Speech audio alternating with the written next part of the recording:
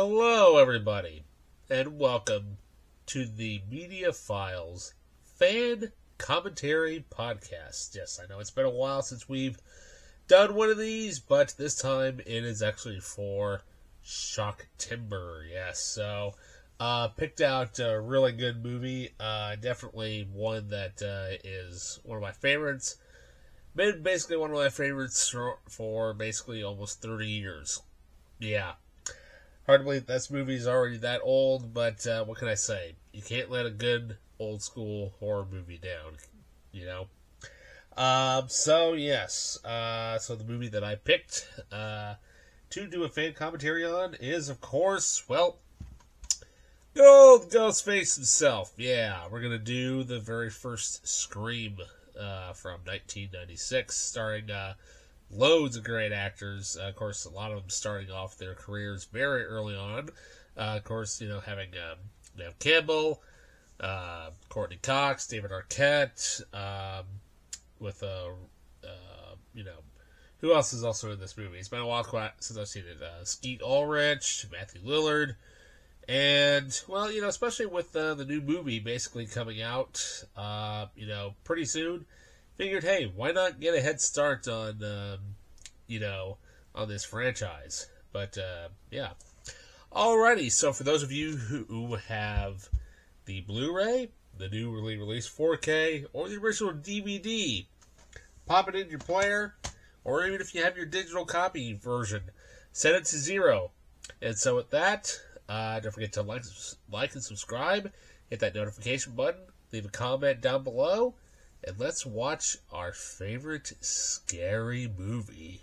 From 1996, we have one of Wes Craven's best films, Scream.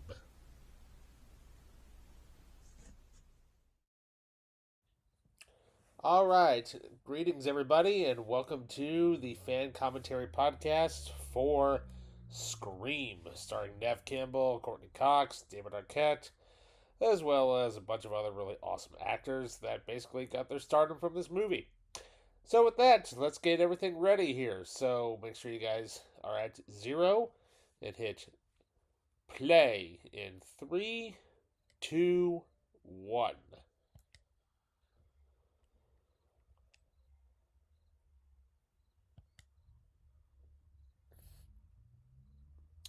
All right, here we are with the Dimension Films logo with basically, as this movie started out with, a scream as well as a phone call. And kind of notice that it goes red there, and you really will kind of notice that. So here we are introduced to Drew Barrymore playing the character Casey Becker. Of course, you get that anonymous phone call, and basically, at the time, if you notice, there was no answering machine. And, well, because of this movie, people went out and bought answering machines after this. And, yeah, so the phone rings yet again.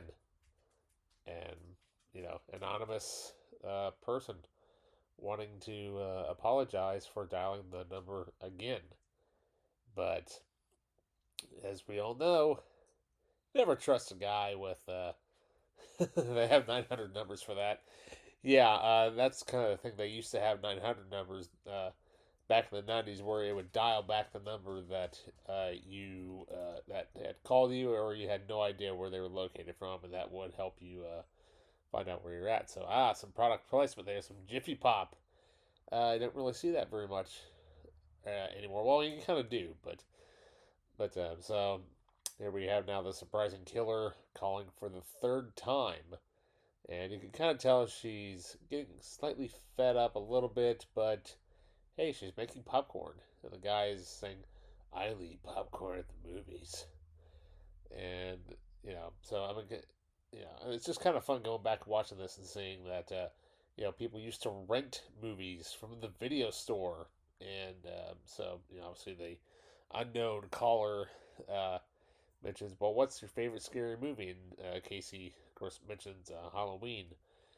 And that will come into play much later in the movie. And now we have a reference to the original Nightmare on Elm Street, which is a great reference and nod to Wes Craven.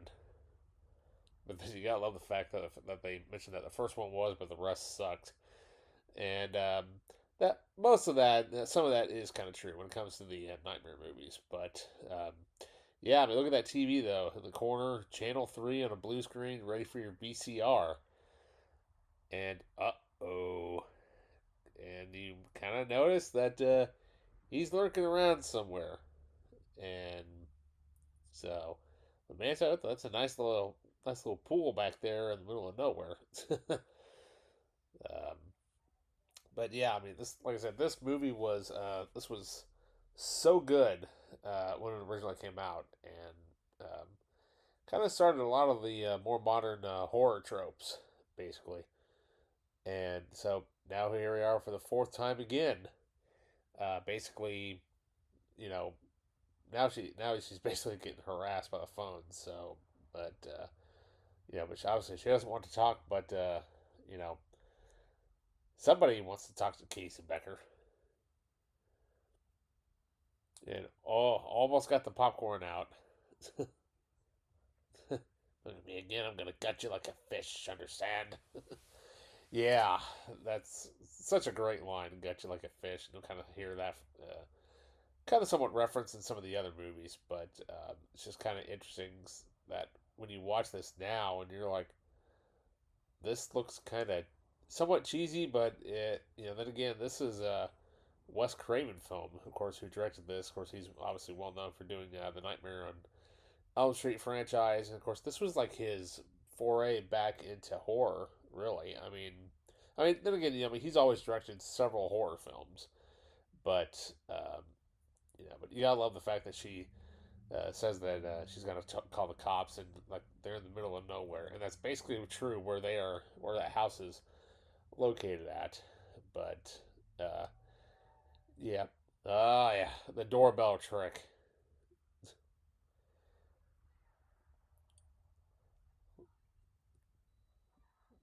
You gotta love how she's freaking out.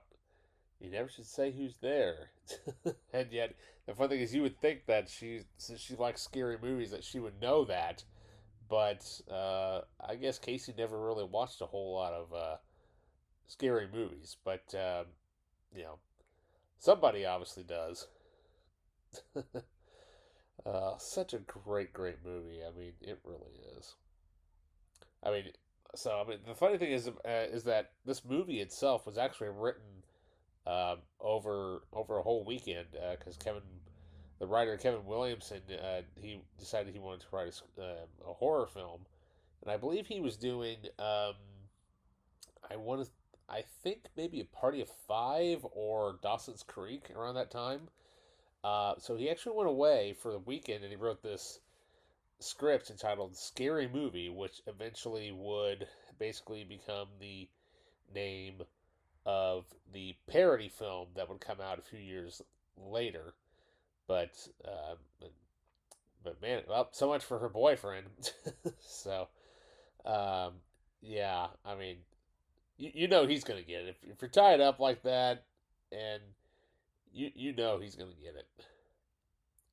And yet there's a I wonder if if you gotta wonder if James Wan and Lee Winnell, the writers of the creators of the Saw franchise, watched this a few too many times. I wonder if they borrowed the line, "I want to play a game." You just don't know.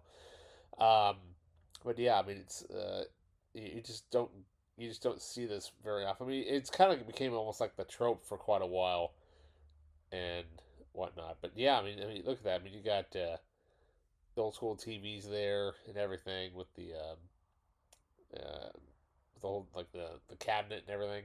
Because I used to have one of those, and not quite that particular model, but something where you would always have a cabinet, where you would just hide the TV whenever guests were over and stuff like that. And yeah, you gotta love how he's trying to talk to her about her favorite scary movie, and that she's freaking out so much that that she can't think of what her favorite movie is, and that her boyfriend's counting on her. And of course, if you know horror movies, you know exactly what he's talking about. But you gotta love how that fact that was a quote unquote not real round, so they're off the real, uh, like the real reason. because yet you gotta love the fact that and she's totally wrong, completely wrong, because she's always watching one of the other Friday the 13th movies because she's mentioning Jason, and the fact that the unknown caller is correct, and yeah, so the Jason Mothers Mrs. Voorhees was the original killer. Yep, Jason didn't show up until the sequel. Well, technically that is wrong because technically, if you for those of you who have seen the Friday the 13th franchise, you know exactly when Jason shows up. But if you haven't, well, go watch it. So, yep, poor Steve, he's out, and yeah, panic attack. Yeah, a bit of a gore shot there. That was kind of you didn't really. I mean, this movie has a few shots like that, but no, that's probably the most graphic shot I think in this entire movie, really, because you really won't see another quick shot like that. But if you notice how it says how the killer says, "Hey, we're not finished yet," if you notice the voice is a tiny bit different than what it sounds like coming over the out of the receiver.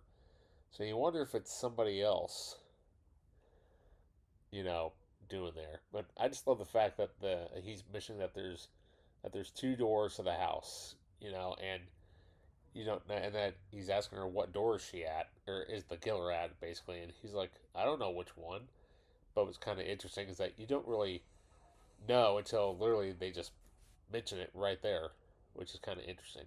So, so obviously, I mean, because you figured that Drew would have been the lead, like the final girl or whatever when you first saw her, but you know, it's just kind of, not knowing who this is, obviously until you know, obviously towards the end of the movie, but you know, trying to sneak out of the house without the killer knowing, but she's there.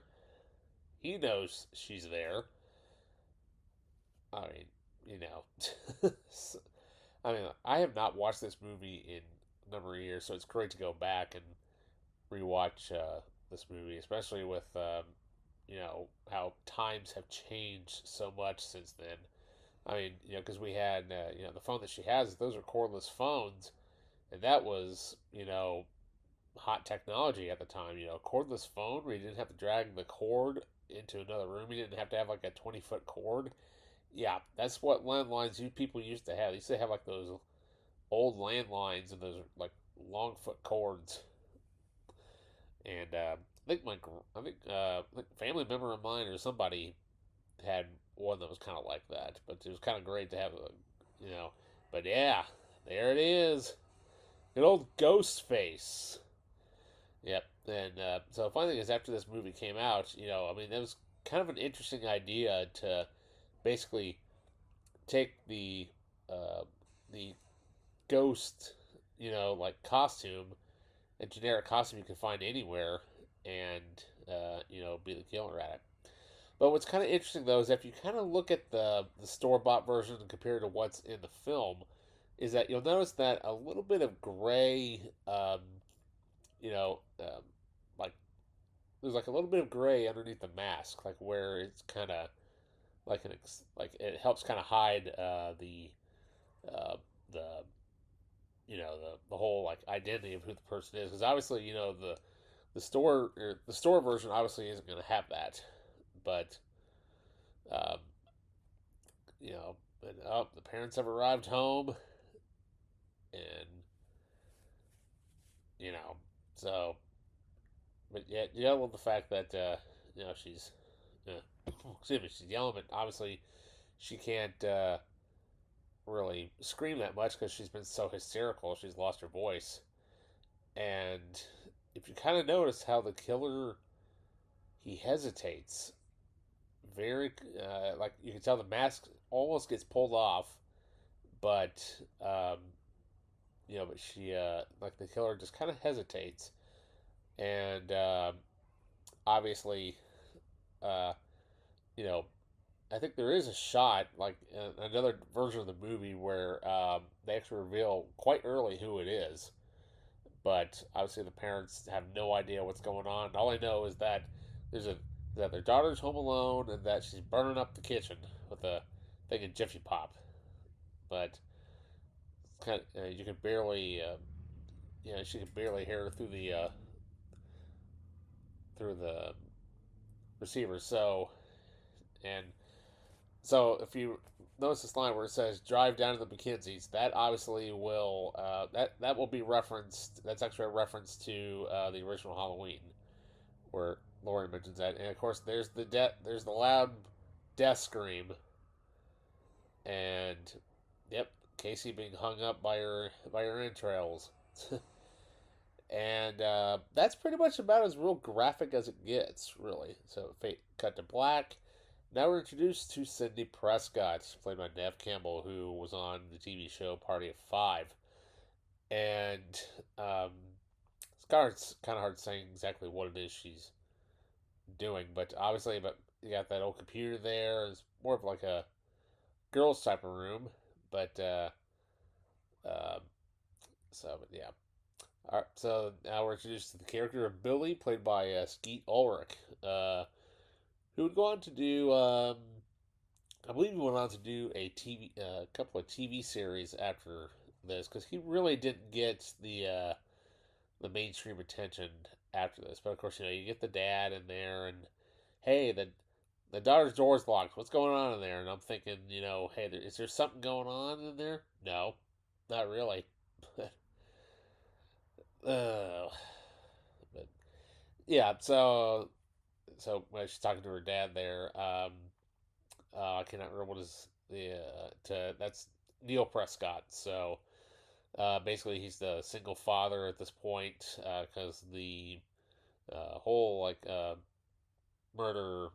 Basically, what happened is that basically Sydney's mom was basically killed by an unknown killer, and for it's been over a year basically since she didn't really have her mom around. But so basically, his Neil's kind of been saying, "Hey, well, I'm gonna take care of my daughter in my own way." So, but it's just kind of cool that how they're still referencing, like other great horror movies like The Exorcist. And now, mind you gotta remember, I mean, this is '96, where there was no Saw, there was no, no Conjuring, no Insidious, none of those great horror films that we have now. But right, I mean, mind you, there was really only like maybe about 20 years worth of horror films to really kind of dig your teeth into right around the time that this movie was made. But you know, so I mean, you gotta love it. It's you got your typical high school, you know, boyfriend girlfriend stuff kind of going on. Kind of little kinky stuff going on, like most teenagers would be doing around that time. But you know, so but yeah, so all right, kids, close your eyes. We don't need any of this kinky stuff going on. It's a horror movie. Oh wait, never mind. This stuff sells in a horror movie. And of course, you'll get to understanding that a lot better when the character of Randy starts coming into play. And so there you go. And so there you go. And there we go. Yep. So yeah, so you gotta have this little emotional, romantic setting for these two characters, which pretty much that's kind of all you really will get in this franchise. Really, I mean, you really don't have really all that much sexual stuff kind of going on in the movie, but um, because obviously these are more about horror films than it is about the sex stuff. But but yeah, you gotta love it. He kind of what a lot of guys do. Don't rush the girl into the sex stuff, and yet they know they both want it, but she says no, he says yes, yada yada yada. But yeah, PG-13 relationship. And quite a tease. And that's pretty much all he really gets. I'm sure Skeet must have loved that shot. And just a tease. There we go. But yeah, so that's kind of how the character of Billy kind of shows up. So now going to Woodsboro, the town of Woodsboro. So, which is, I believe is located in California. So there you go. You've got, if you look at the woman in the green dress there, that's obviously the intro to the character of Gail Weathers, um, played by Courtney Cox, who was really popular on the TV series Friends, which, by the way, is still one of the greatest TV shows ever made. You know, don't it's so good though. That show's so good. Anyways, but yeah, if it wasn't for her being in Friends, I'm not sure who would have portrayed the character of Gail Weathers, but she's got that real prissy, real bitchy type of personality, and so here we have Rose McGowan as Cindy's friend, Tatum, who is kind of like the typical, like the real, you know, girlfriend, who's like real kind of snitchy type of character. But yeah, so I mean, yeah, but you gotta love how this is kind of what you would kind of normally hear in a hey, if this happened in the town, all the town's talking about it.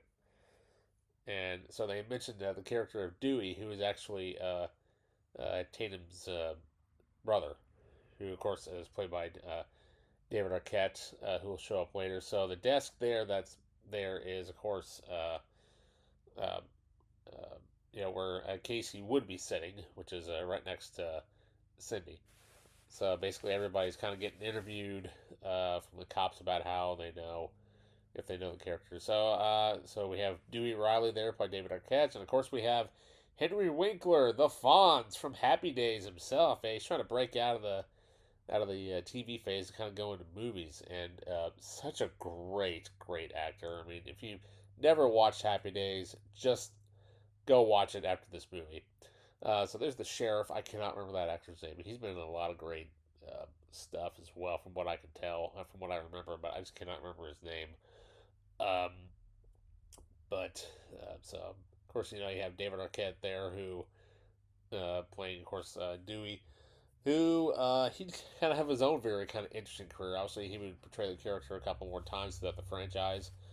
Um, but now we're getting introduced also finally to the rest of the characters in this movie. We're basically introduced to basically everybody but two. So the guy with the long sleeve shirt right there, that's Matthew Lillard playing Stu Mocker. And then, of course, we would have Jamie Kennedy playing the film nerd Randy. So there we go. It's just kind of interesting, now that because every character kind of gets their own little introduction except for two of them, and they all kind of just get introduced together. But basically, all these characters, they're all good friends, and they enjoy watching scary movies.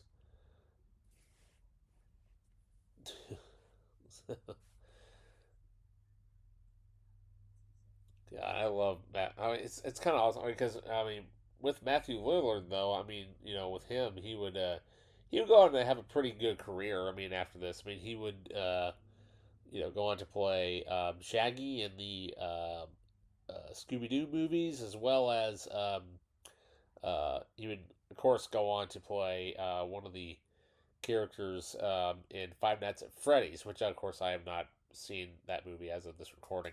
But also, he's also starred in a movie that I think nobody really talks a whole lot about. Is of course he starred as co-starred as a Maniac in the Wing Commander movie, which also starred um,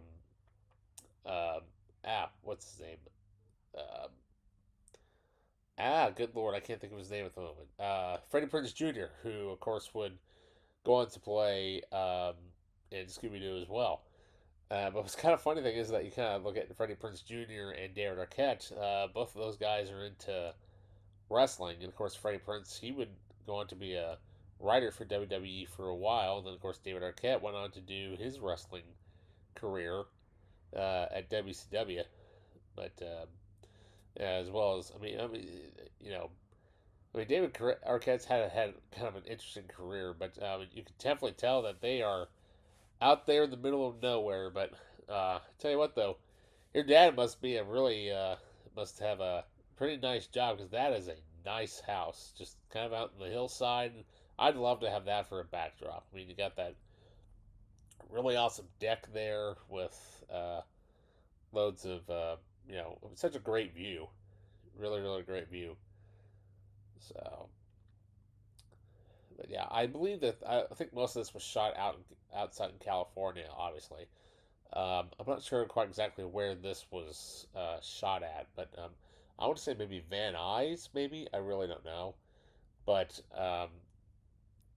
it just, I mean, just that scenery alone is just so awesome looking. I mean, can you imagine looking at that in the fall time? Now, I believe this is a set that they're on, but, or at least that she's on, but that'll come into play later. But you gotta love the generic, like a lot of the shots, typical horror, uh, type of shots where character opens up the door and blocks the majority of the view, and then you're expecting somebody to be behind the door, and of course they're not. But one thing is, if you look at that couch that Sydney's at, I think I had a couch or my parents had a couch a lot like that within that same kind of color scheme. But um, I mean, it's such a interesting watching all this old school stuff, and of course, TV is TV. I mean, that's how it was back then. You had a big old remote, and of course, you got um, you know, um, talking about Marie Prescott, Cindy's mom, who of course was murdered in the town about a year ago before this movie takes place, given the time frame. But uh, you know, you just gotta you just gotta love how bright this movie. I mean, for a horror film, obviously their horror films are pretty dark, but for Scream itself, there are a ton of day film sequences throughout the film, and it's just kind of interesting that a lot that this film is basically like it's almost like the calm before the storm, basically. Um, I mean, but so yeah. So one thing I want to mention there is the composer. Of course, the film is scored by Marco Beltrami, who of course this is kind of what really got his career going, and of course he would go on to do the mini films of the franchise, um, and also go on to have a great career as a film composer. He'd go on to do several great movies, including Knowing, Terminator, a whole bunch of other great film scores. Just look up his filmography and see what films he's done, and especially also one of my favorite scores that he did was iRobot. Um, but you gotta love how they want to watch a Tom Cruise movie, and she's like, "Yeah, whatever, typical, girl talk there." But you know, I mean, so like I said, it was just the calm before the storm, and so now we've moved on to the dark and night shots. So here we have the anonymous killer calling Sydney.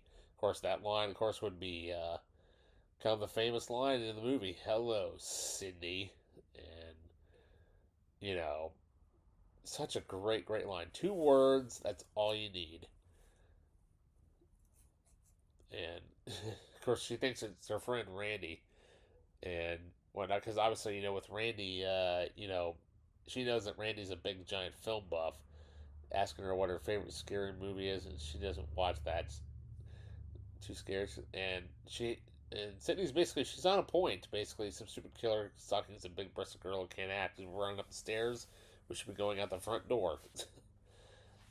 And lo and behold, well, we will see here in a few minutes that she does the same damn thing.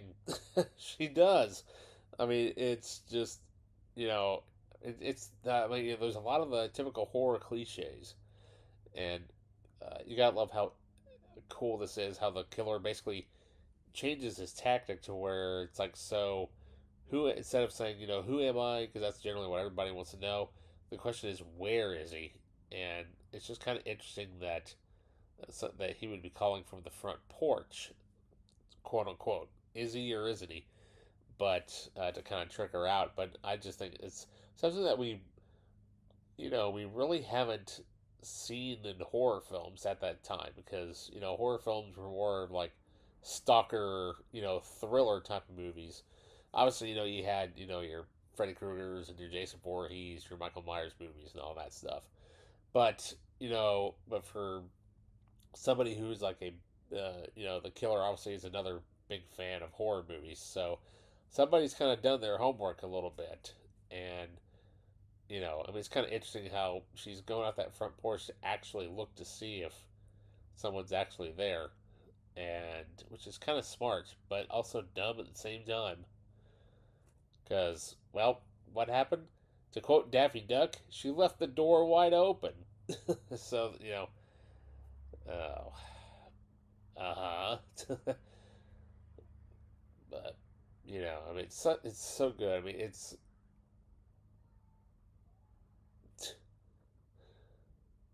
I mean, you kind of love the fact that she looks like in some of the lighting. She looks like Linda Hamilton just a little bit in certain shots, the way her lighting is. But now she's like, "Yeah, you want to die, Cindy? Because you'll basically be like you, I'll kill you like your mom."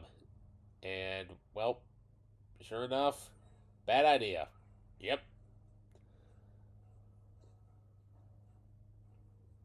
I mean, it's kind of interesting looking at this, like how it's, it's your typical horror, fashion thing. But the great thing about this is, you actually see everything. You don't have any shaky cam or any of that stuff. And yet, yep, she does the smart. She tries to go out the front door, but she forgot she locked it. And yet, what's she doing? She's running up the stairs. It's typical. Like she said, some stupid killer throwing some big breasted girl who can't act, who's always running up the stairs, but she's running out the front door. And yep, she did the same thing. But of course, that scene would be greatly gagged in the scary movie film done by the Wayne brothers. This sequence would be, but it's just kind of interesting how she has 911, connected to her computer. So I mean, you gotta wonder if where this part actually came in from, but you know, so yeah, so Billy somehow arrives there yet again, and yet you're like, huh, how did he get there?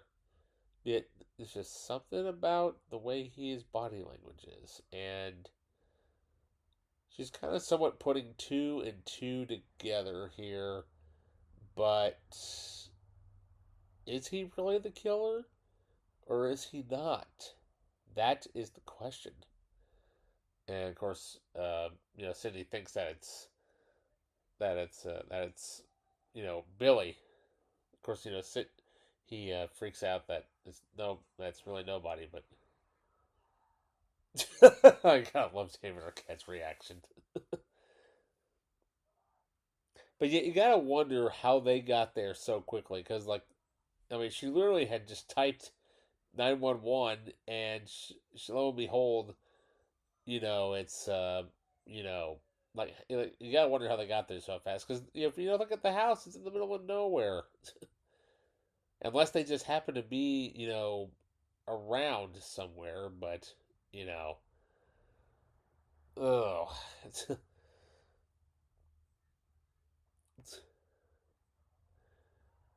oh man, God, this movie's so good though. I mean, it really is.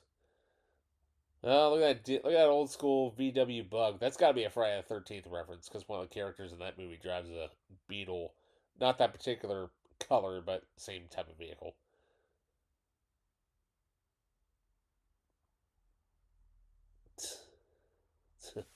Does mom know? You gotta love that. It's like your typical like, hey, you can stay over, but I ask your mom first. It's like, creepy, a little creepy, but you know, I kind of one thing though, if you kind of pay attention to the mask, throughout the entire series, it does change a little bit. But you gotta love how Gale just happens to get there out of nowhere. Yep. Oh man, Tatum. I would have just loved to see Tatum and Gale go at it. And you gotta love Tatum's line. Yeah, you're a real pain in the ass. And I mean, you gotta love the fact that how the way Courtney plays it is that she's just this real snobby, like real bitchy type of character. It's the one character that you wish would get taken out earlier in the movie. It's just kind of one of those things. But I guess Dewey must like Dunkin' Donuts because there's a Dunkin' Donuts bag right next to him. But so it kind of brings up a point where he's mentioning that he's supposed to be staying at that her dad's supposed to be staying at the Hilton, and of course he's trying to find the fact that he's actually not registered there. So something's going on.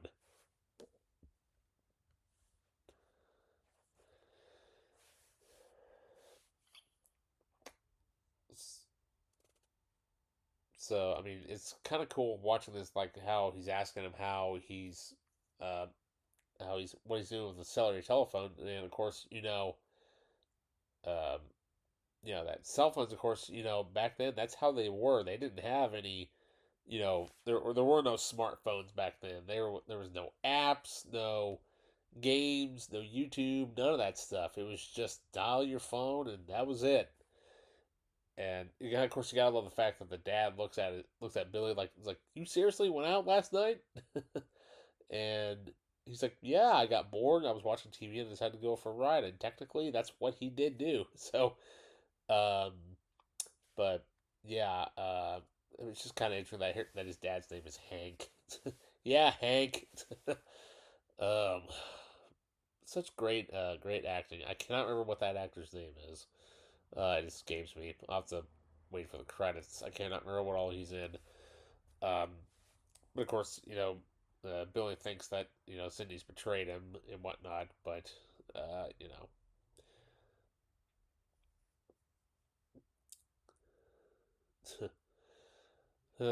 you gotta love how she's always there trying to do basically everything, and yet she thinks that she's the one that should get the scoops and all this and that and everything. But like I said, it's your typical character, you know character that you just wish would just get it. But yeah, I mean, you just gotta love her react.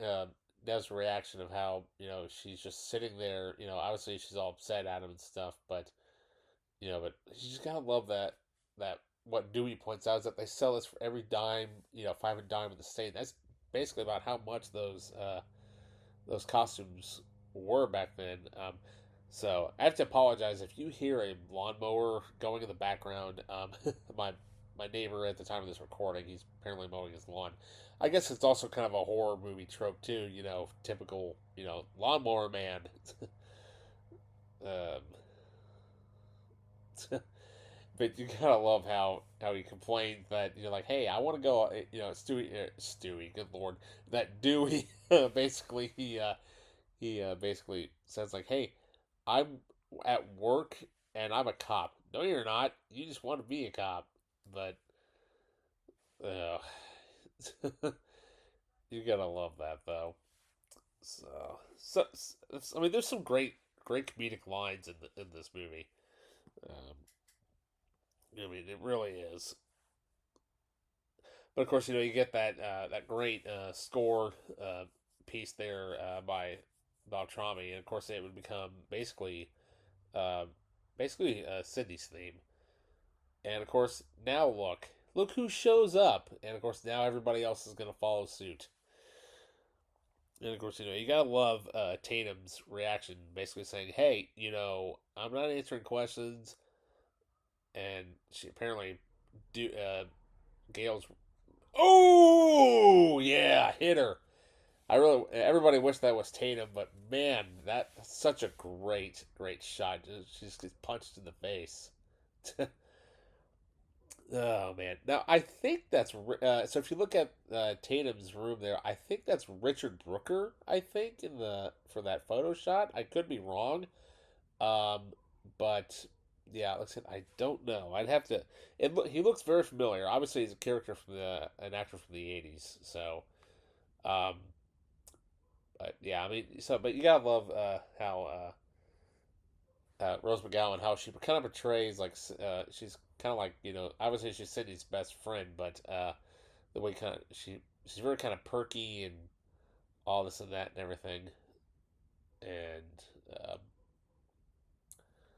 but so yeah, I mean it's kind of interesting how you see Mrs. Riley in, in this sequence, but this is really the only time we ever really see any of uh, the Riley family besides Tatum and um, and Dewey. But of course, it's like really the only time we ever really see her mom, but we don't see Dewey's dad. So because his that's never, as far as I know, that's never really been explained hardly at all. But of course, the killer ends up calling Dewey's home and basically saying, "Hey, you'll find out who it is." But I mean, you just look at these actors. I mean, they're so young now. I mean, when you've been watching these movies for so long, you don't realize how much time has passed and whatnot. But yeah, I mean, you can definitely tell. '90s skateboards were on the rage. I mean, sure they were on the rage in the '80s, but this is '90s is when they were really kicking into gear, thanks to the X Games and Tony Hawk. So now they're introducing a new character. We have Cotton Weary, who, of course, is portrayed by Liv Schreiber. He's just a small role in this movie, but his role would get greatly expanded in the sequel. Anybody want some corn jacks? So I guess that's product placement for you. Um, but um, so there you go. Um, So yeah, what can I say? I mean, you just gotta love certain stuff you just never pay attention to in the background after watching this movie for so many years. But um, you know, you gotta love how greatly shot this movie is. I mean, obviously Wes has had a lot of movies under his belt by this time, but like I said though, this is the one more interesting thing is about this movie is that there's a lot of daytime scenes. And of course, you have one of the greatest songs in the film, of course, Nick Cave's "Red Right Hand." That would be used throughout almost the entire series.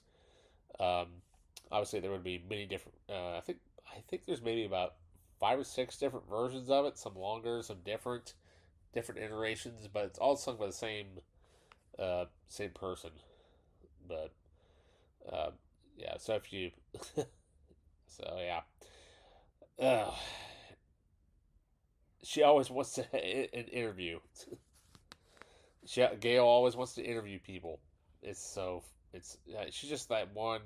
Like I said, she's just that type of character that you know so basically, so with Gail, what she's talking about is that basically that ever since she took on the story of Cindy's mom's court case as a news reporter, basically she decided, hey, that I wanted that somebody was going to write a book about it. So, of course, the book would come into play much later on in the series, but it would actually be entitled "The Woodsboro Murders," which, of course, would be that would kind of go on throughout the entire franchise, especially the second movie. Because if you're a big fan of the franchise, eventually almost every movie kind of would have some sort of a quote unquote novel written about particularly like the last cases and stuff. But I mean, the one thing though that is kind of interesting about this is that they never really have explained, why Maureen was picked. I mean, they kind of somewhat do, but if they ever were to do a Scream prequel, I think it would just be kind of interesting to go back and um, see the whole Maureen Prescott storyline and whatnot. So, but so yeah. I mean, what can I say? I mean, it's such a great sequence of events with uh, You gotta love it how Kenny wants to go live and start recording, and they're like, no. But you also gotta love the fact that if you are a particular fan of journalism, um, you know, that's kind of what reporters do. They kind of stay around and they get scoops and stuff like that. And so yeah, apparently Woodsboro High School, apparently they are the Panthers. It's just stuff that you don't really notice in simple like DVD land. Because I forgot to mention that I'm actually watching the Blu-ray of this, and there's just so much new detail and stuff that you get to see. So, like kids a lot in high school, they would do that type of stuff. They make a joke about it. That's what lots of high schoolers tend to do. It's I cannot remember where the school was shot at, but I know this school has been used quite a bit. Um, but uh, so yeah, I love this movie. I mean, like I said, it's been a long time since I've actually seen this, but the great thing, like I keep saying, the great thing about this movie is that there's not a whole lot of dark scenes in this movie, which is just it makes it feel it's literally like a different movie. But of course, if you pay attention to Billy's hand there, because he was saying that that he wasn't the nobody that he didn't call her at Tatum's house because he was in jail. Because if you notice his hand, he still has the black ink on his hand, on his fingers. It's barely there, but you can see it. If you pay attention to that little detail, you can tell that that it wasn't him.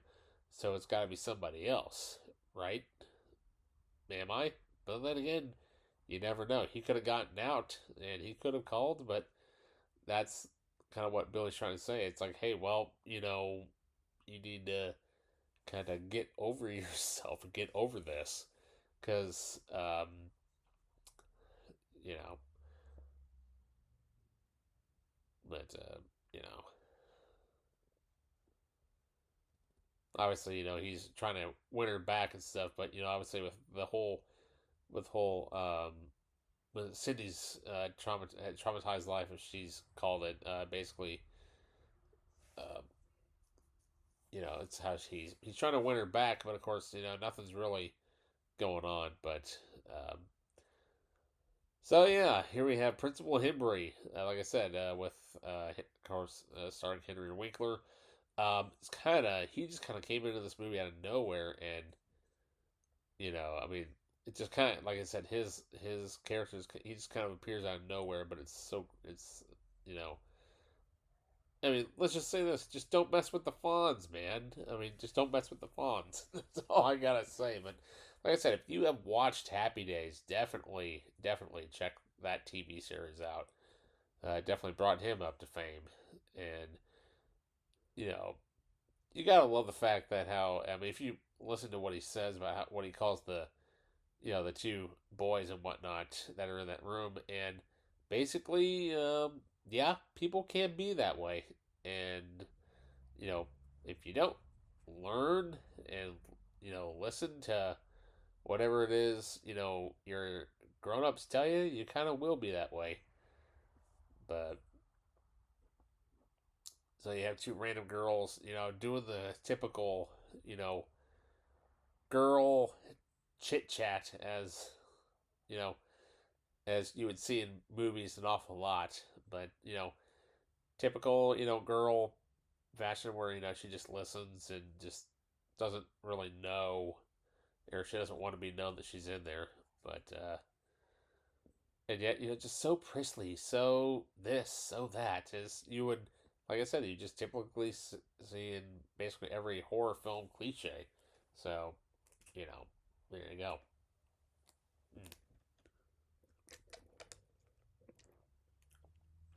But anyway, you got, yeah. So she mentions Ricky Lake, who was a TV talk show host. She kind of came around after Sally Jesse Raphael, if you know who that is, if you know who Ricky Lake is. But yeah, that's probably way past a lot of your guys's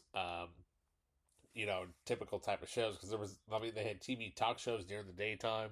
Like they also had Jerry Springer, which was great TV. Maury Povich, just a great way to kill time on TV back then.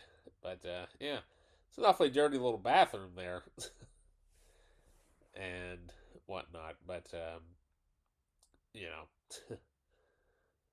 oh, like I said, it. I mean, this is so obviously, somebody's in there with her because your typical, horror film question is someone there. There's always somebody will always ask that in a horror film. It's a no brainer with all the cliches and everything and whatnot. You just kind of make like this long list of lines that oh yeah. Of course, this was pretty creepy back then, and of course, you notice how the costumes kind of shiny versus some of the other guys' costumes. So the question is, who was that? Was it one of the students or was it Billy? We don't know. Um, but so it's just kind of cool seeing that the fact that basically when people wearing that costume, I mean, literally, it can be anybody. So, all right. So here we have Dewey first talking to Gale at this point in time. So, but with this movie, though, of course, this would actually go on to being basically a real life marriage where I think about a year or two after this movie, of course, David Arquette and Courtney, they would go on to marry each other for quite a number of years. Then eventually they would divorce due to the usual, the whole like different, ways or different ways or what have you. So, anyways, but yeah, they met in this movie and they got married. So typical type of thing. So, but of course, you gotta love that announcement. Effective immediately, all classes are suspended until further notice. You notice you got the teacher in the back saying like, "Oh, come on!" But of course, all the kids are like, "Yeah, class is canceled." And who wouldn't do that? I know I definitely would have done that. Um, you know, yeah.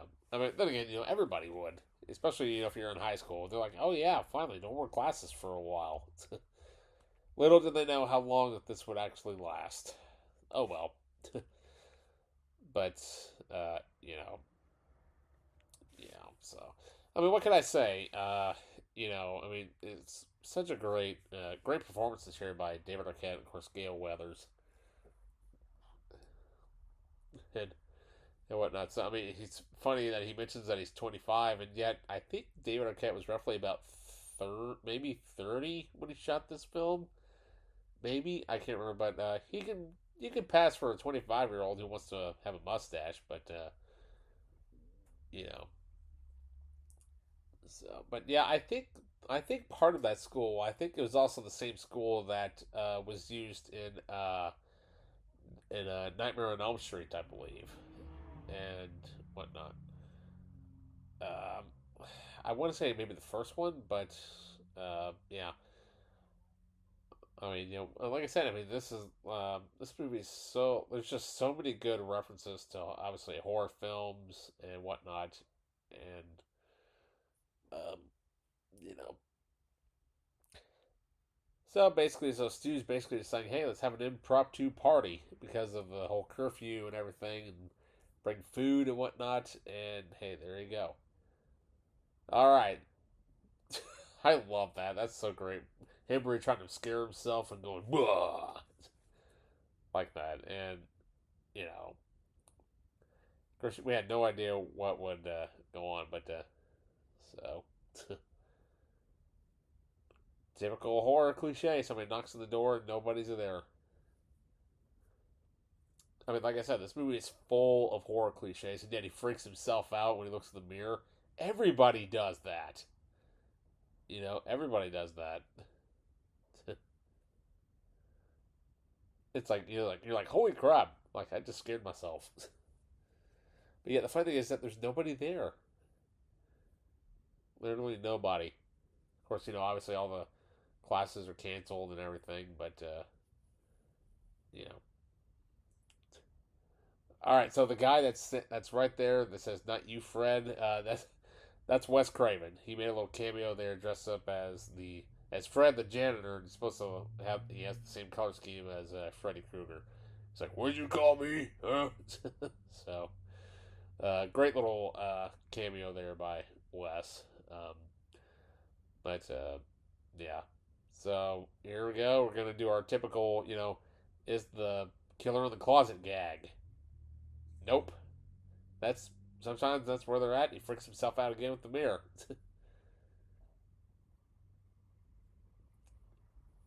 And I mean, you just gotta love his acting there and whatnot.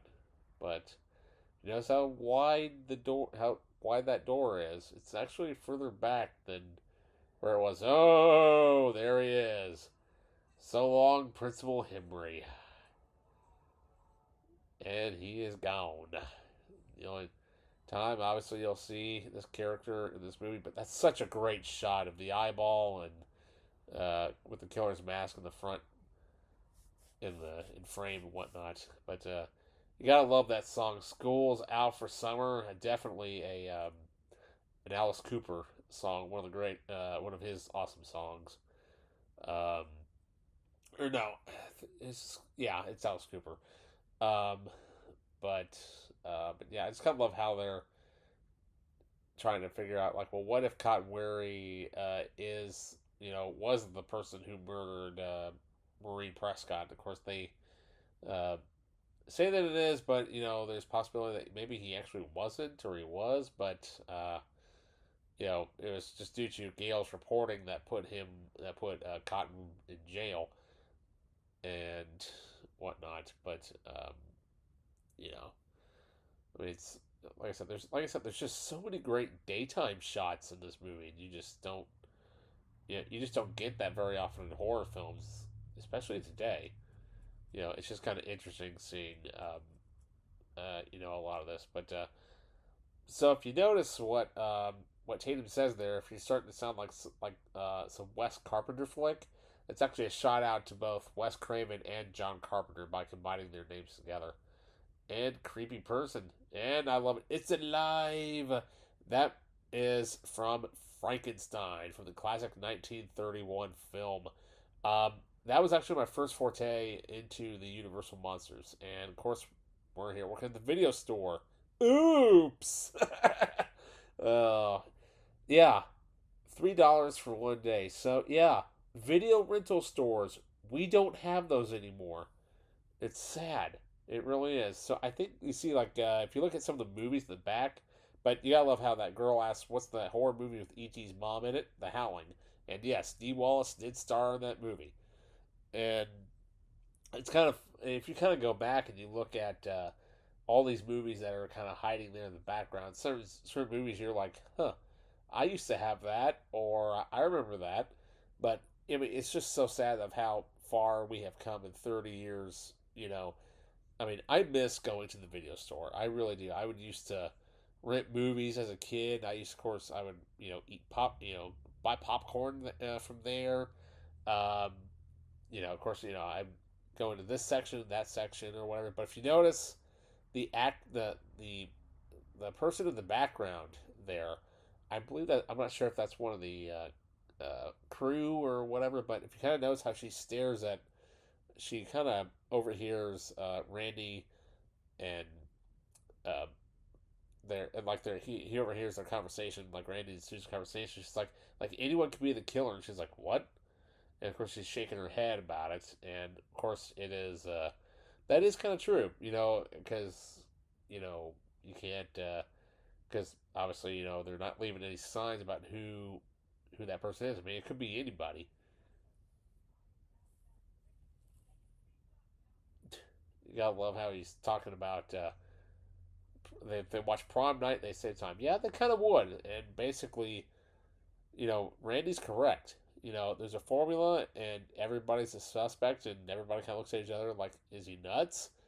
But you're like, "No, he could be right." You know, And I mean, and he asked Billy asked the great question. How do we know you're not the killer? Because you're a movie freak, just like me and Stu. But you know, it's just kind of interesting. How he could be the prime suspect if it was a scary movie. And there you go. It's the Millennium. But motos are incidental. That's kind of cool. How well, then again, the millennium was upon us, when this movie came out. It came out in 96. And, such a great line and whatnot. But, yeah, closed for curfew and whatnot. So, yeah, everybody has uh, got to go home because of curfew. 9 o'clock at night is when it kind of happens. But, yeah, I mean, it's so great watching this now. How all these it just reminds you of just certain, you know, I'm not sure exactly where this thing was shot, but you just gotta love those local businesses and whatnot. But, so, there you go. Ah, good old Jeep. Fortunately, they still make those, but, not in that particular style, but you just gotta love, God, this place is like the town that dreaded sundown. Yeah, that's another great horror movie. If you've never seen that movie, check it out. Now, uh,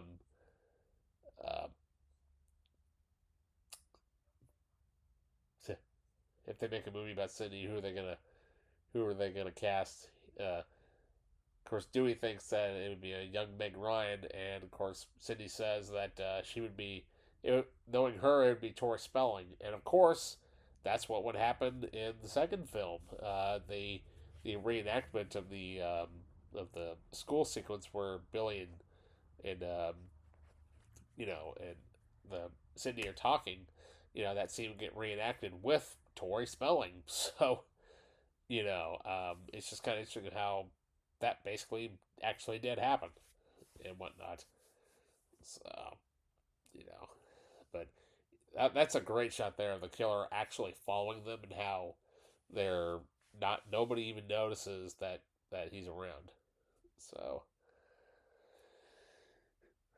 so yeah. So apparently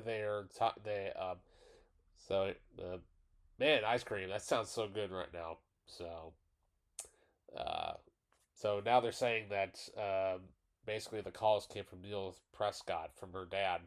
Well, that is a possibility. I mean, like Randy said, everybody is a suspect, and obviously because they're saying that tomorrow is the anniversary of his wife's death, so maybe he's acting all fine around Sydney, but maybe he's going a little stir crazy. But um, you know, like I said, everybody's a suspect. Excuse me. You don't know. You really don't know, but so they're all suspecting that now it's probably Neil Prescott. Well, like I said, that is a possibility, but you just don't know. So, and then, well, for this shot here, leading into this sequence, we are done with the daytime shots. That's actually the final daytime shot until the end of the film here. So basically, we are rolling right along into the uh, third act of, well, half of the second act that leads directly into the third act. Now, a lot of this actually is a real house that they actually shot at, and I think it's out in California, I believe. But I cannot remember the name of that song, but I love that song that plays when they roll up. It's but yeah, yeah. So they shot this house. This is a real house, and of course now because of the movie, it now has is that they now have it's now known effectively as the Scream House. They've had a lot of people come there to try to visit the house and everything, and so here's the kitchen. They roll into the kitchen, and well, that will play a huge part later on in the movie. So this house is actually that they are shooting at. It's actually located out in Tamales, California, Just look up where there's actually a site. If you go to HelloSydney.com, they actually have it's a fan site where you can actually find all of the Scream locations, like where all the movie was shot at and everything. Um, but what can we say? It's um, such an awesome um, location, because I know um, there's a YouTuber by the name of Adam the Woo. When he visits the Scream house, it's actually pretty cool seeing what the house actually looks like today and whatnot. And so, yeah. But oh yeah, you gotta love the typical, like, oh yeah, see, I'm kind of nervous, yeah. And they're both, how many Evil Deads? Yeah. One girl's like, no. How many Hellraisers? Yeah, yeah, she loves Hellraiser. I mean, the Fog, Terror Train, Prom Night, all Jamie Lee Curtis movies, and of course she's known as the Scream Queen and whatnot. Of course, you look at Sydney, and she's like, really? Yeah. And of course, Sydney, she's not really into horror films, as she said, but hey Jane, grab me another beer, would you?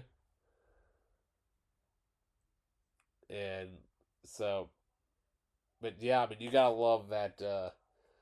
I mean, they mentioned like five of the greatest like horror films like ever made. Period. I mean, some of them are a little cheesier than others, but I mean, you got John Carpenter's The Fog. You've got the Terror Train, Prom Night, and then you've also got one of the bloodiest horror franchises of all time. You get Evil Dead, and then you got the Hellraiser movies. That's basically Saw before Saw, if you know what I mean. I mean, it's pretty graphic. I mean, I've only seen just a couple of the. I think I've only seen maybe one. I think just the first Hellraiser. I haven't watched hardly any of them, but yeah. I mean, you know, there's Gail sneaking away her little camera. Somebody mentions Halloween, and that's of course. If it wasn't for Kevin being a big fan of you know the Halloween movie, obviously you wouldn't have you know um, a lot of this type of stuff for this movie. Lots of horror tropes kind of came off of that, but yeah. Of course, I remember seeing this when I was a young lad at the time. Of course, this was pretty scary back then. With the door closing with the long, creaking, quiet sound and whatnot. And you had no idea uh, what was going on. Of course, you have the stuff that falls, the typical jump scare. Bye, kitty.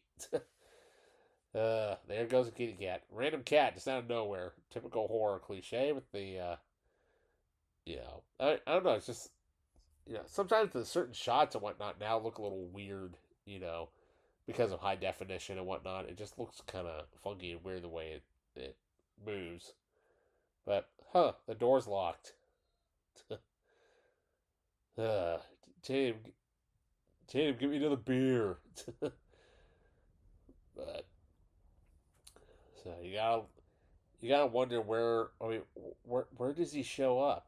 But you gotta love how the camera kind of just stands there and it curves down and whoa, Ghostface. That was creepy back then. I spit on your garage. That's not even a real movie. Gotta love that funky Dutch angle. Such a great performance by who I'm not sure who's actually in the costume itself, but but Mr. Ghostface, he actually wouldn't get called Ghostface until that scene right there. But you know, but yeah, I mean it's uh yep, creepy. Yeah, looky here, look at this. I think you were a little early there. She says, "Al, stop." If you notice, he doesn't really cut her just yet when she says it. Oh, freeze her door to the face. Yeah. So anyway, so if you listen to this music cue that's going on written by Beltrami, this actually would get used later on again in Halloween H2O. during the hallway sequence when Michael's trying to uh, get Lori and his her son and of course her son's girlfriend. Um, but yeah, a good chunk of that would get used for that hallway sequence because obviously it's that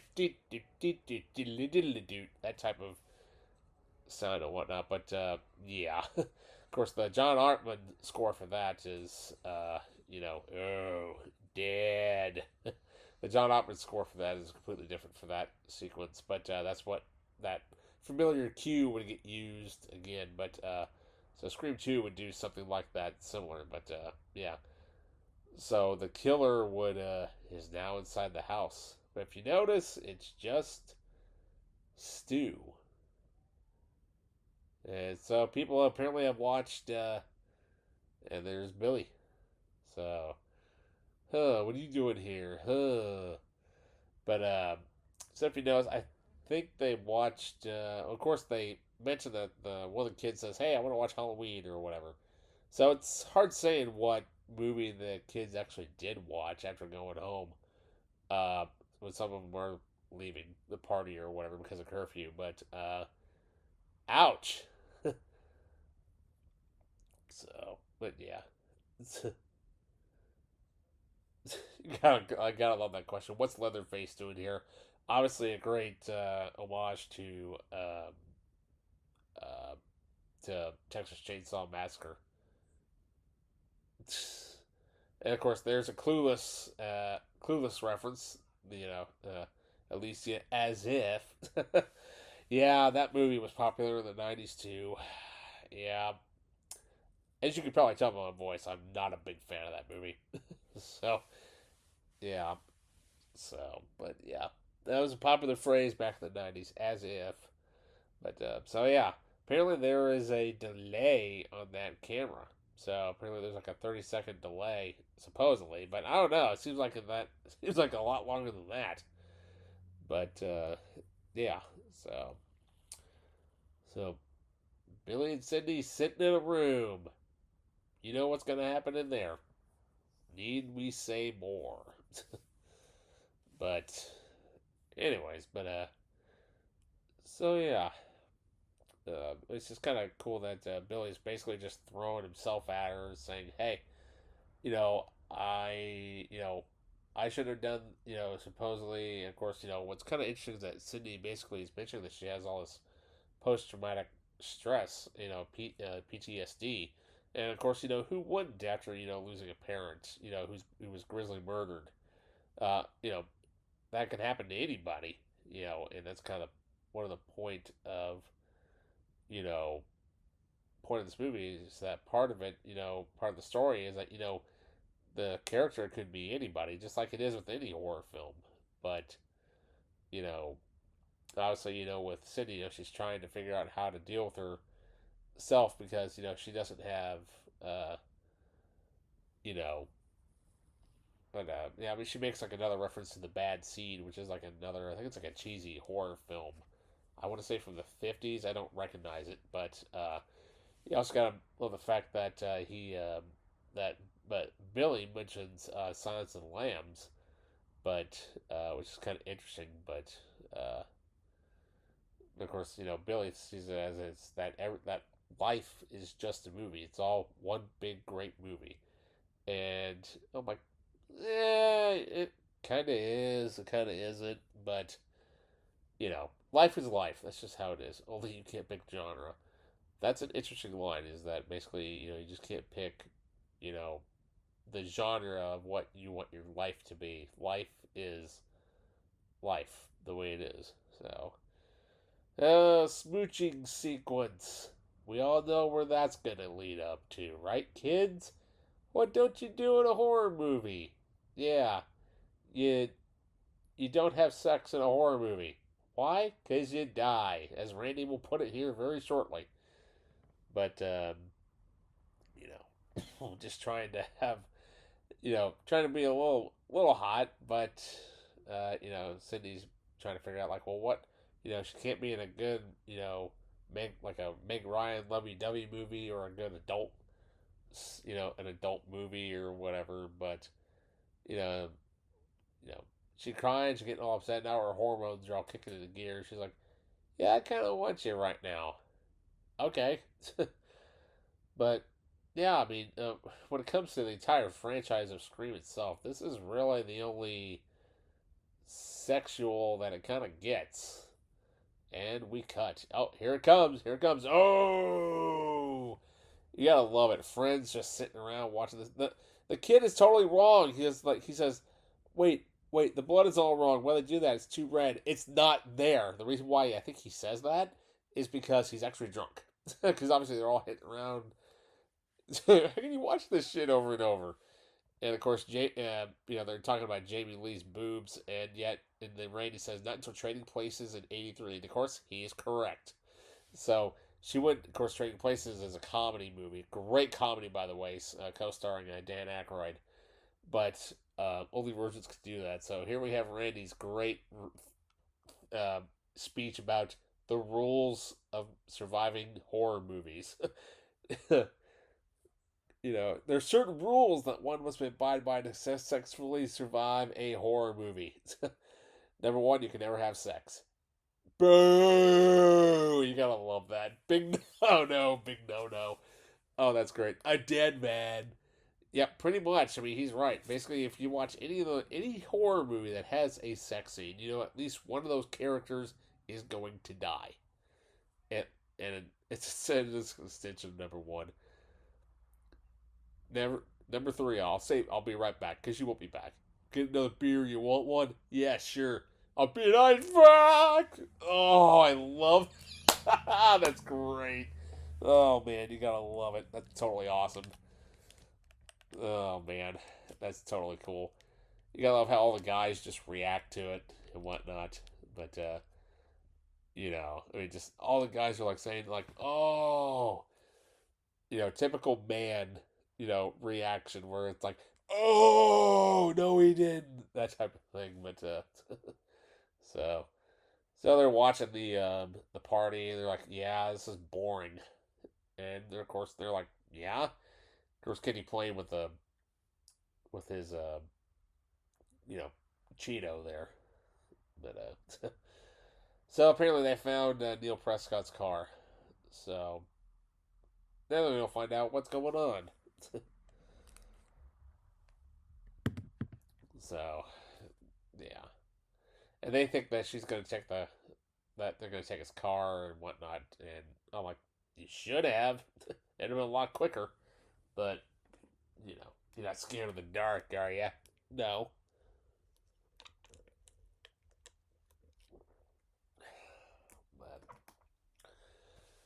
But I wonder if that line was ad libbed because they're talking about constellations. Well, you can definitely tell that some of them are walking out a little bit drunk and whatnot. So, a bunch of kids leaving the party now and whatnot. But, so.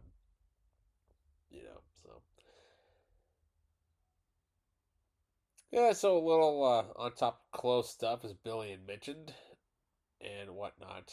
But, uh, oh, they're still watching Halloween. Of course, it's the obligatory shot, and back to Sydney. Nope. And yet, if you notice, the girl gets up and she walks off, and of course, oh wait a minute, nope, we're gonna hide. Yep. Of course, everybody was like, "Oh, sweet." Nope. And that's literally it. That's the only sex stuff you get in this movie. Hello. Yeah. You can tell Randy's definitely a little drunk, but oh, they found out something apparently about. They just found out that Principal Hembury has been murdered, and that he was gutted and hanging from the football field. And what do half the guys do? Let's go over there before they pry him down.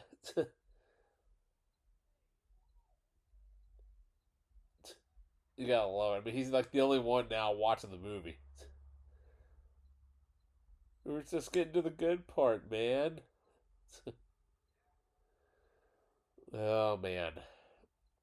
So now we've gotten all the little extra characters out of the film now. Oh, hey, baked Tostitos. I want some now. But then again, Tostitos themselves are much better than baked Tostitos, in my opinion. But yeah, you gotta love all the product placement. You gotta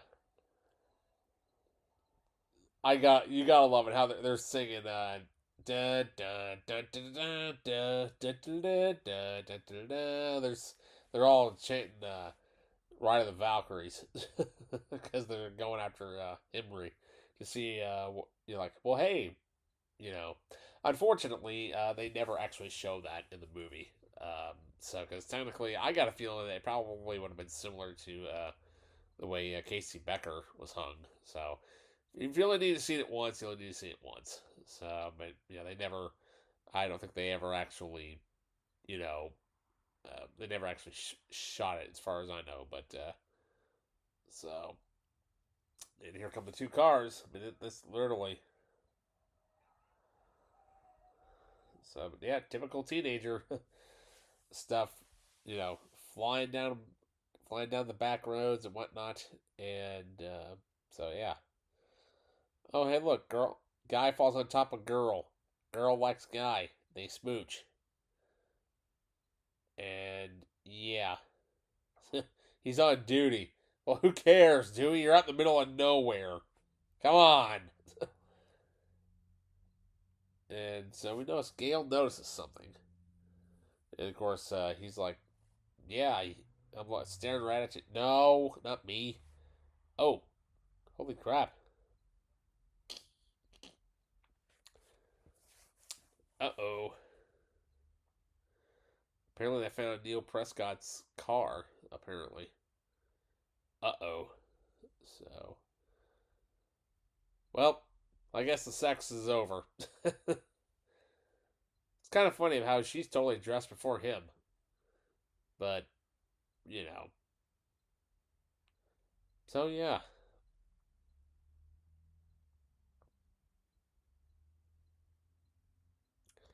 Oh, so Cindy's basically saying, hey, well, she's wondering who he called while he was in jail, and whatnot. So, but Billy, apparently, he called his dad. Apparently, because I'm not sure what his dad is. I want to say maybe his dad quite possibly, uh,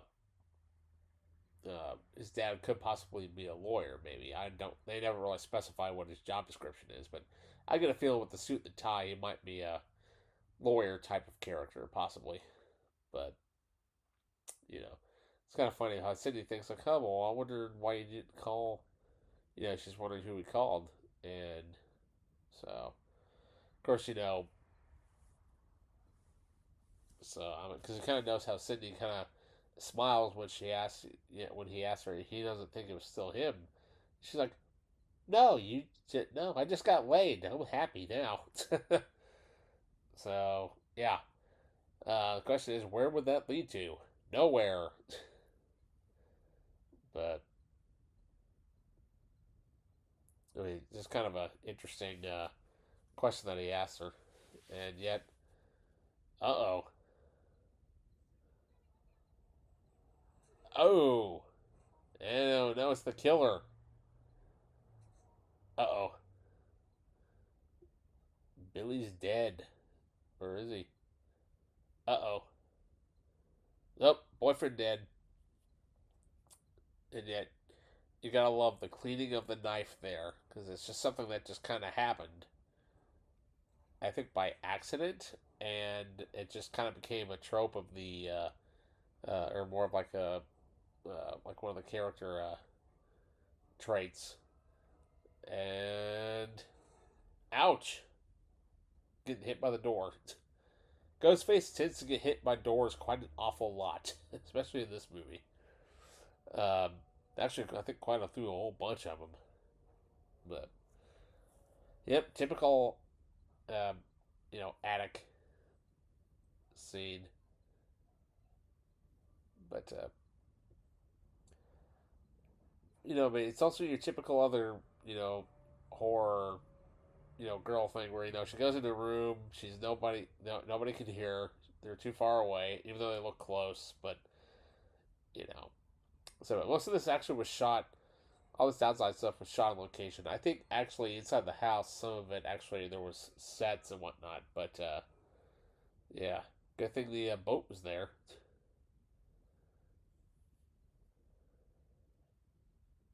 And well, oh, he's not there.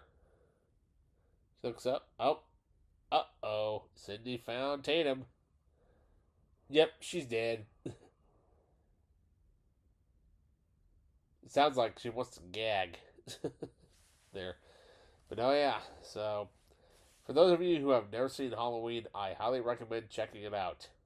It's obviously one of the greatest horror films, and it obviously inspired this movie. And you gotta love how they use the audio from it, and it syncs up right when Ghostface walks into the room with Randy. And you gotta love all like the freaky like Dutch angles that a lot of horror movies would have. Like there's one right there behind you. uh, oh yeah, there we go. Yep. So it's kind of interesting how Ghostface actually gets distracted because he can actually hear her all the way out there and whatnot. She's like, huh? Oh, maybe I ought to go deal with her first. Kitty dead asleep. Everybody would. Wait, what? It's just kind of interesting if you look at the what's in the film and then you see what's in the camera footage. You realize, hey, there's so much that's actually, been delayed and whatnot. But then he realizes, oh wait, we're on a 30-second delay. Uh-oh. And yep, Kitty's dead. See ya. Bye bye, Kitty. Oh my God, they killed Kitty. You bastard. Yeah, a little South Park reference. Yeah, little shoulder stab there and whatnot. But yeah, that's gotta hurt having the door, uh, having your arm pinched to the door and stuff. But I can't get her. I mean, and also, I mean, you kind of notice that some certain music cues would also get used in Halloween H2O because obviously H2O came out just a couple years after this movie because it was also written by Kevin Williamson as well. Um, but uh, you know, because the score for that movie was co-composed by Marco Beltrami and of course John Ottman. But John Ottman really kind of did the majority of the score. They just used a lot of Marco's score pieces of score and whatnot. But you gotta love how Dewey walks into the house all alone, and you hear all this yelling and screaming, and it's Halloween. Halloween just playing it all up and whatnot, and you know, typical, you know, look in the closet, nobody there, and well, somebody falls off the stairs. Nope. Bum. But such a great, great movie. Well, both of them are. I mean, obviously, if it wasn't for, like I said, if one for Halloween, we wouldn't have had Scream. Obviously, great, you know, inspiration for a new horror franchise for young fans out there. But you know, hey, what a bloody Cheeto, anybody? Yeah, she's realizing something's not right, as they usually do in horror films. She's like, no, I'm just gonna get in here anyway. And she needs to sell her, and yet I don't know why she just didn't open up the other door. Ouch! Wrong. Ah. Yeah, that was. Yeah, that's kind of gross, but still, it's a great horror cliche. Oh, there's Kenny, dead in the van, literally. Oh man, ouch. I guess it wouldn't hurt. Of course, I remember when I first saw this, I'm like, sweet, Gail's gonna finally get it. It's about time. Boom. Of course, I remember after seeing that for the first time, I'm like, oh, thank God, that character is gone. Oh, little did we know. Yeah, that's basically a spoiler. Like I said, I mean, you kind of know. Um, so yeah. Uh oh, Dewey got it. Uh oh. Oh, it's Mr. Ghostface. And yet, there we go. He does the cleaning of the blade again. And so if you notice, that's kind of what Ghostface kind of tends to do with his little mannerisms when it comes to being a horror character and whatnot. Of course, I remember that this upcoming sequence that happens, it's actually it was pretty creepy at the time. No keys. Ooh, tapping on the window. Look what I've got. Just that jangling of the keys is so creepy, and then he just leaves. And then her reaction, like, oh God, where'd he go? I mean, you know, you gotta wonder how that is actually able to unlock, unless by coming up the rear. Huh. You notice how the back hatch opened up back there by itself? Excuse me. But yeah, typical horror film cliche. Killer in the back seat. Happens in pretty much almost every car sequence in a horror movie. But yeah, all right. Now we're rolling into the final act of Scream. So good.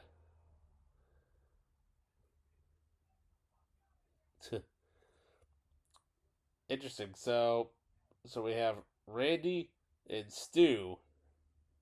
So of course now they're blaming everybody because apparently Stu just found Tatum, and now they're all acting all hysterical. You gotta love how they're pointing at each other, blaming each other. The thing is that Randy, you kind of notice how Randy's holding his leg. He just kind of injured himself at the when he felt uh, when they when he got hit in the head. He must have twisted his leg or something because you don't actually see a knife wound or anything. But oh man, Billy's still alive. Wow, that's kind of surprising at the time. But then again, sometimes you gotta change things up a little bit. Like, hey, well, what if this main male character didn't actually get killed? Bleeding like a stuck pig, but he's fine. He's just fine. It's just a flesh wound. Just a flesh wound. You know of how she's freaking out because he's out there, and yet she's thinking that it's gonna be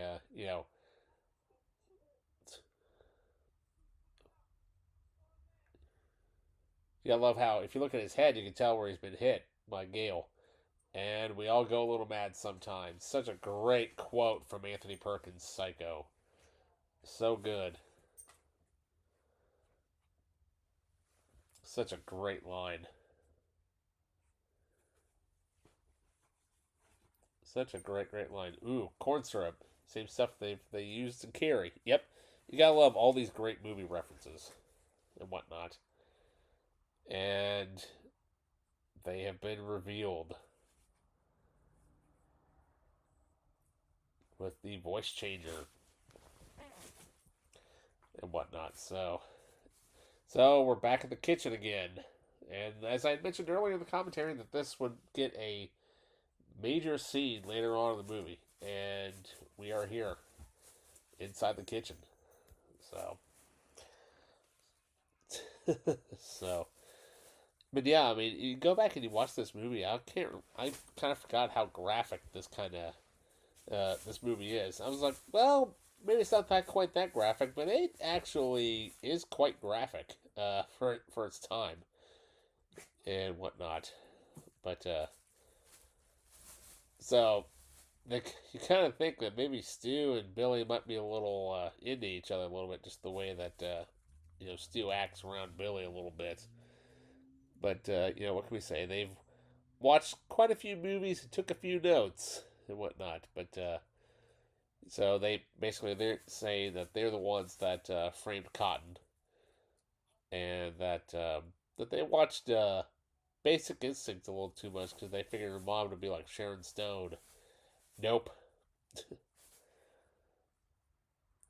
Did Nora Bates have a motive? Great line.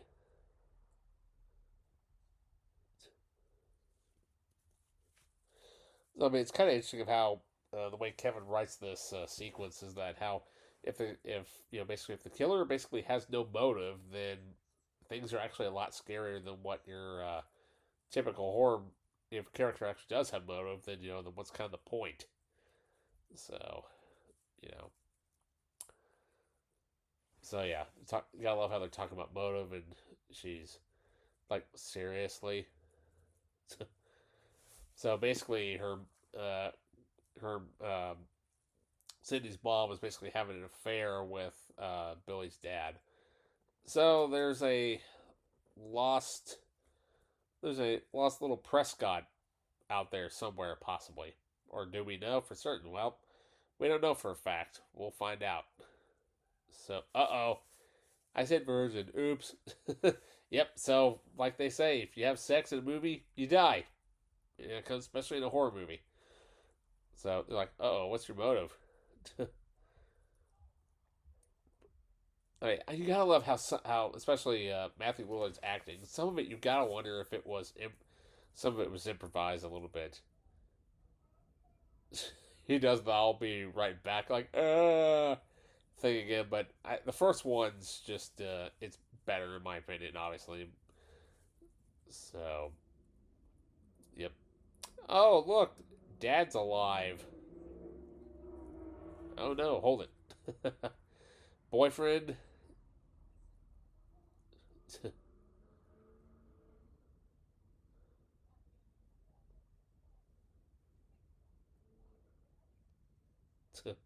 I mean, it's kind of cool. I mean, it's kind of interesting that they're saying that how a cellular phone could be cloned, and yep, they kind of somewhat could back then. Obviously with phones nowadays, it can be easily cloned, but back then it's kind of a little harder. But you know, so yeah, such a great ending to this movie, and yeah, I gotta love how typical guy thing. He just psychs himself up. Yeah, bring it, hit it, do it. Typical guy macho thing. Ow, and a little stab wound there. Ouch. So notice how Billy's already gotten it twice and whatnot. So as Billy says, basically he says, stand aside and don't go too deep and whatnot. So basically what he's saying is, just cut me up a little bit, but not too deep, because if you go too deep, you'll start bleeding out. And so, ouch, that's gotta hurt and whatnot. But yeah, I guess he got a little too zealous, and then he poked him a little too hard. But you know, I mean, you can't tell. You gotta kind of tell who's the man, who's the macho guy out of the two. Stu's more of the planner. Billy's more of the, more of like the go getter, like the guy who's in command, basically. You see one too many movies. I mean, that's kind of an. I mean, that is kind of an interesting point that Billy makes. That basically, don't blame the movies. Movies don't create psychos.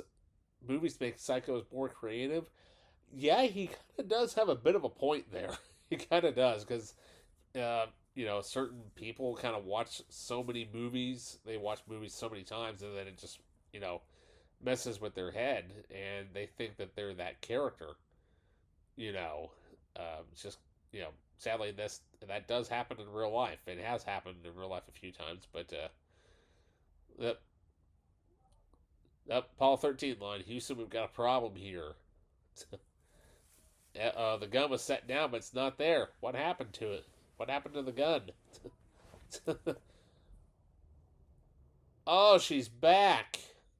That was kind of unexpected. I figured she would have been gone. Wow. That kind of came unexpected. I figured it would have been Dewey, but Dewey's still out on the deck with the wound to his back. So, you know, Cindy apparently likes the ending where the reporter, you know, you know, saves the day, but uh, ouch, that's gotta hurt.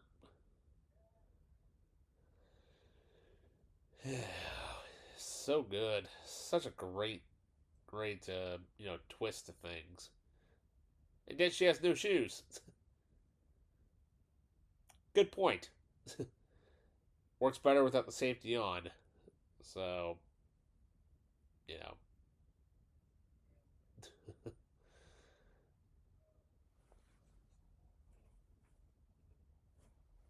Uh oh.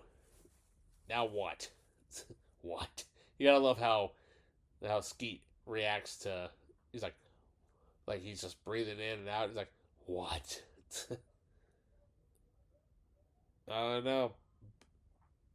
Billy or Stu looks like he's kind of hurting a little bit.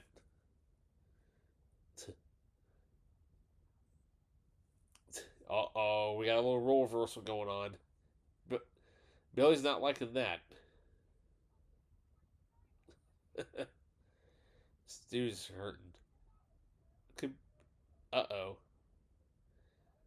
Uh oh, I think Billy got a little cut. He got cut a little too deep.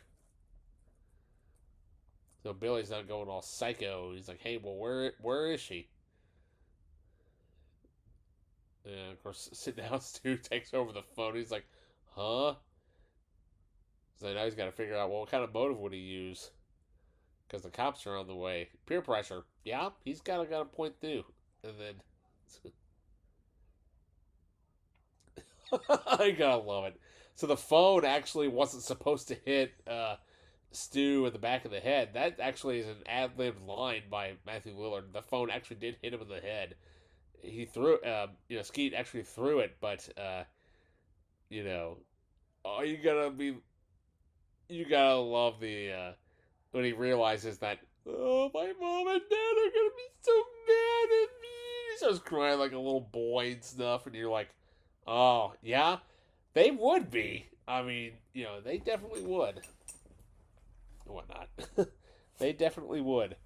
Um, but you gotta love how Billy's kind of been the opposite of the role reversal here. It's like, hey, well, I'm gonna search inside I'm gonna start following the horror cliches here. And, the killer's getting in the closet. Ouch! Umbrella to the chest. And then, if you notice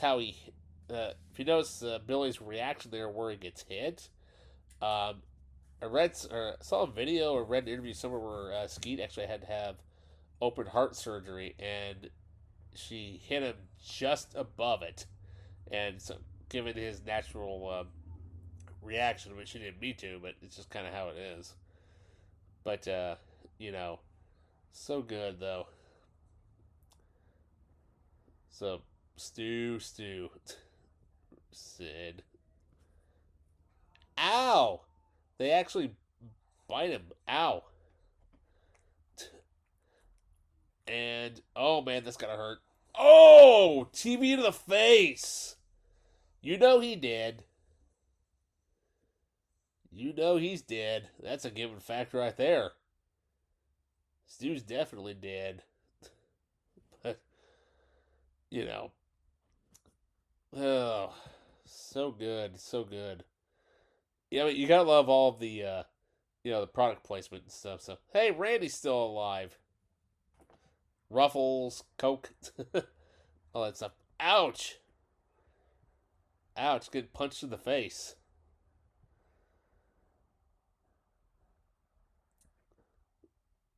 Oh, yeah, he's definitely psychotic. Ow! That's gotta hurt getting poked where he poked him. Ouch. Ow. Hey, somebody's still alive.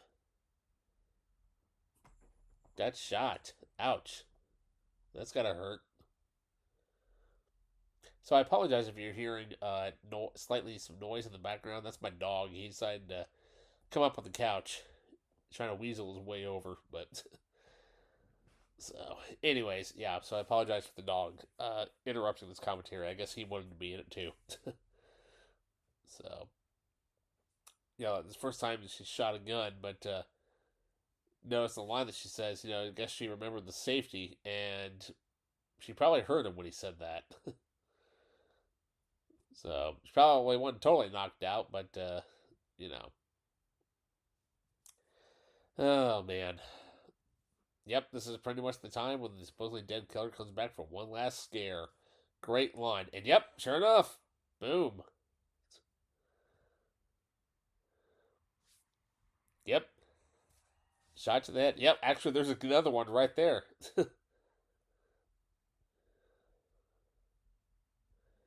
So yeah, you gotta love that real small fake out too.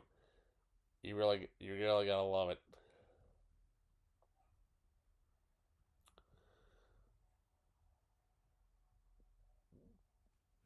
Well, they survived the night. Sydney survived the night, and it's now daybreak, and whatnot. Now, like I said, so now where she's at, like I said, this is the actual house that they shot the film at, and whatnot. And so, of course, obviously, she's going to take full advantage of her reporter skills and whatnot to take full advantage of this story. And of course, if you're a professional journalist, who wouldn't, you know, and whatnot. So, but you gotta love it.